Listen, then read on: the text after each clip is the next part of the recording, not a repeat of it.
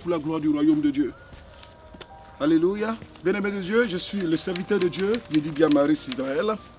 Et aujourd'hui, j'aimerais partager un message très important avec vous. Bien-aimé de Dieu, voyez-vous, lorsque nous prêchons le message de Dieu, nous choisissons des lieux qui collent au thème, c'est-à-dire pour que l'auditeur ou bien celui qui écoute le message puisse savoir réellement de quoi parle le message. Et aujourd'hui, nous sommes dans un lieu que tout le monde pourrait trouver gênant parce que toute prédication se fait dans ce que nous appelons la maison de Dieu. Mais aujourd'hui, nous sommes dans un lieu spécial que, comme vous l'avez remarqué, c'est le cimetière. Mais j'aimerais t'apporter ce message, bien-aimé de Dieu. Lorsqu'on parle de cimetière, tout le monde a peur. C'est dommage, mais celui qui vit a peur de la mort. Alors que la mort est dans la vie. Il n'y a pas quelqu'un qui puisse vivre sans mourir. Puisque la mort est le couronnement de toute vie. Alors bien-aimé de Dieu, sache-le. Tout le monde passera par le châtiment de la mort. Depuis le péché originel d'Adam et Ève dans le jardin d'Éden, la mort est rentrée dans le corps de l'homme et tout le monde mourra. La mort aujourd'hui, malheureusement, est devenue comme une tontine. Alors c'est pour te dire, enfant de Dieu, que regarde ce lieu. C'est ce lieu où finira toute chair.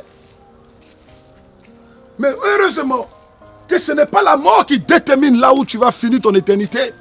Heureusement que ton éternité dépend de avec qui tu es mort. Est-ce que tu connais le Seigneur Jésus-Christ? Regarde ce lieu. Le cimetière est le lieu le plus riche de la terre. Parce que le cimetière contient des gens qui n'ont pas accompli les visions. Les gens qui n'ont pas accompli les destinées. Aujourd'hui, bien-aimé de Dieu, j'aimerais te poser une question.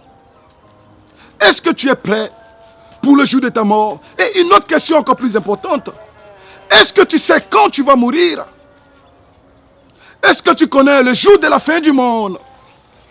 En d'autres termes, si tu ne sais pas de quoi ton lendemain est fait, pourquoi tu n'utilises pas aujourd'hui pour mettre ta vie en règle vis-à-vis de Dieu et de sa parole? Regarde bien ce lieu. Il y a beaucoup de bien-aimés qui aimeraient être en vie pour écouter ce message. Il y a beaucoup de bien-aimés qui auraient souhaité avoir une seconde chance afin de mettre la vie en règle avec Jésus-Christ, celui-là même qui est le Sauveur et Seigneur de toute l'humanité.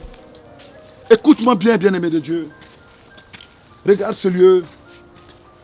Et regarde bien ce bien-aimé. Regarde bien ce bien-aimé. Il est mort et il aimerait avoir une seconde chance. J'ai vu même sur un cimetière, ils ont mis un panneau qui dit « Hier, on était comme vous, mais demain, vous serez comme nous. » En d'autres termes, hier, ce bien-aimé est en vie. Mais demain, c'est nous qui allons les rejoindre. Lorsqu'on parle de la mort, les gens ont peur. Bien-aimé de Dieu, si tu as peur de mourir, tu dois avoir peur de vivre. Et en même temps, sache que nul ne peut aller au paradis sans passer par le châtiment de la mort. Alors la mort est un passage obligé pour tous. Et une autre chose, même le Seigneur Jésus-Christ, le Fils de Dieu, avant d'accéder au ciel, il a fallu qu'il meure avant de ressusciter le troisième jour. Ensuite, accéder au ciel et s'asseoir à la droite de Dieu le Père. Regarde bien ce lieu, bien-aimé de Dieu. J'aimerais pas que tu viennes ici sans pour autant connaître le Seigneur Jésus-Christ. Voilà pourquoi j'aimerais t'exhorter aujourd'hui. Mets ta vie en règle vis-à-vis de la parole de Dieu. Mets ta vie en règle vis-à-vis de Dieu. Lorsqu'on te parle de Dieu, tu dis, je suis trop jeune pour vivre une vie chrétienne. Mais j'aimerais te poser la question de savoir, quel est l'âge pour aller au paradis? Et de même, quel est l'âge pour être qualifié pour l'enfer? Il n'y a pas d'âge pour aller au paradis. Et il n'y a pas aussi d'âge pour aller en enfer. Alors si tu penses que tu es trop jeune pour donner ta vie au Seigneur Jésus-Christ, en d'autres termes, tu es en train de confesser que tu es prêt pour aller en enfer. Parce que demain ne t'appartient pas et ton souffle de vie ne dépend pas de toi. Alors j'aimerais finir ce message pour te dire, tous ceux qui sont ici, malheureusement, celui est silencieux. Il y en a de parmi ces bien-aimés qui allaient en boîte de nuit s'amuser. Où sont aujourd'hui les DJ qui les amusaient? Où est aujourd'hui la musique qui les faisait danser? Regarde ce lieu, écoute ce silence. Je vais me taire pour quelques secondes et écoute le silence qui règne en ce lieu. Il n'y a plus de musique de coupé-décalé. Il n'y a plus de musique de DJ. Il n'y a plus de jeu de lumière. Voici la finalité de ceux qui se confient dans la chair. Il y a encore de l'espoir pour toi, enfant de Dieu.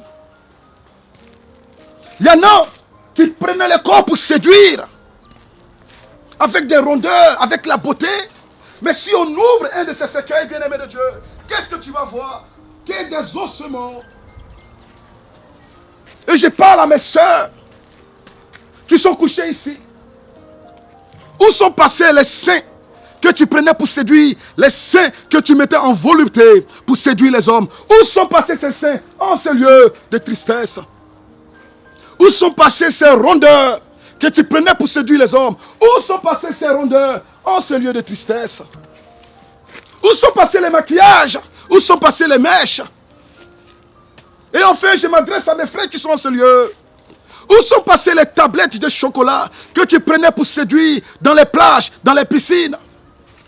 Où sont passés ces muscles dans lesquels tu te glorifiais? N'est-ce pas qu'aujourd'hui, tout est devenu ossement?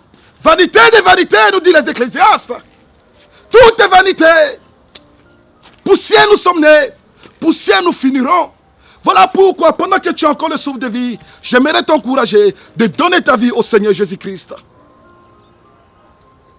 Enfant de Dieu, si tu ne connais pas encore le Seigneur Jésus-Christ, si tu as écouté ce message et Dieu t'a interpellé, et tu ne sais pas pourquoi Dieu te fait écouter aujourd'hui ce message, j'aimerais t'inviter aujourd'hui à donner ta vie au Seigneur Jésus-Christ. Ce n'est pas compliqué. Tout ce que tu as à faire, c'est de répéter après moi cette prière. Mais avant, j'aimerais parler à ceux qui s'appellent chrétiens. Tu te dis chrétien, mais tu as une double vie. Bien-aimé de Dieu, c'est qui tu trompes. Car il n'y a pas plus grand menteur que celui qui se ment lui-même. Oui, certes, les hommes ne te voient pas, mais sache que Dieu te voit. Avant de commettre un péché, ce n'est pas la peine de regarder ni à gauche, ni à droite. Parce que celui qui est à droite, ce n'est pas celui qui va te juger. Celui qui est à gauche, ce n'est pas celui qui va te juger. Le jugement vient de Dieu. Voilà pourquoi, avant de commettre toute acte, regarde d'abord en haut, car c'est de là que vient l'Éternel Dieu, ton Créateur, celui qui jugera toute nation et tout peuple à la fin des temps. Être chrétien n'est pas forcément aller chaque dimanche à l'église. Si c'était le cas, alors la souris qui vit dans la scène de l'église serait appelée chrétienne. Être chrétien, c'est pas par ailleurs connaître la Bible de Genèse à Apocalypse. Car si c'était le cas, Satan allait être chrétien. Car rappelle-toi, le diable connaît la Bible. Voilà pourquoi en Matthieu 4, il a tenté notre Seigneur Jésus-Christ avec les versets de la Bible. Connaître la Bible ne fait pas de toi un chrétien. N'est-ce pas que Judas connaissait les Écritures? Est-ce pour autant qu'il a été sauvé? Voilà la question. Être chrétien par ailleurs, ce n'est pas de prier matin, midi, soir. Ce n'est pas de jeûner matin, midi, soir, sans pour autant mettre la parole de Dieu en pratique. Si jeûner faisait de toi un chrétien, si prier faisait de toi un chrétien, alors les musulmans seraient chrétiens. Parce qu'ils prient combien de fois par jour? Et dans l'année, ils prennent 40 jours où ils se consacrent au jeûne. Est-ce pour autant qu'ils sont chrétiens? Est-ce pour autant qu'ils sont sauvés? Voilà la question. Et enfin, une dernière question.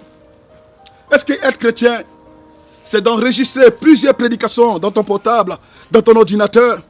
Être chrétien, c'est d'avoir les CD de tous les hommes de Dieu du monde, sans pour autant mettre un seul verset en pratique. Bien-aimé, ce n'est pas le temps d'écouter, c'est le temps de mettre en pratique. Nous avons trop écouté la parole de Dieu. Le temps est venu de la mettre en pratique, car écouter la parole de Dieu n'est pas ce qui sauve. Ce qui sauve, c'est de la mettre en pratique. Alléluia. Alors j'aimerais m'arrêter là pour te dire, si tu ne connais pas le Seigneur Jésus-Christ, tu vas prier avec moi, serviteur de Dieu, Yedidia Maris Israël. Et j'aimerais que tu baisses la tête dans la prière. Nous allons faire cette prière de repentance. Seigneur Jésus, je reconnais que je suis pécheur. Et je vais te confier ma vie. Père, viens me pardonner mes péchés. Je renonce à tout esprit de péché. Je renonce à tout esprit d'idolâtrie. Je renonce à toute débauche sexuelle. Je déclare dès aujourd'hui que je regrette ma vie de péché. Je regrette tout le temps que j'ai marché hors de toi et de ta sainte parole. Seigneur Jésus, je me repens de mes péchés et je reconnais que tu es le Fils de Dieu, le Sauveur de l'humanité, l'agneau de Dieu, le Messie envoyé pour ôter le péché du monde. Désormais, je déclare que tu es mon Seigneur et mon Sauveur. Je déclare que j'appartiens désormais au royaume de Dieu.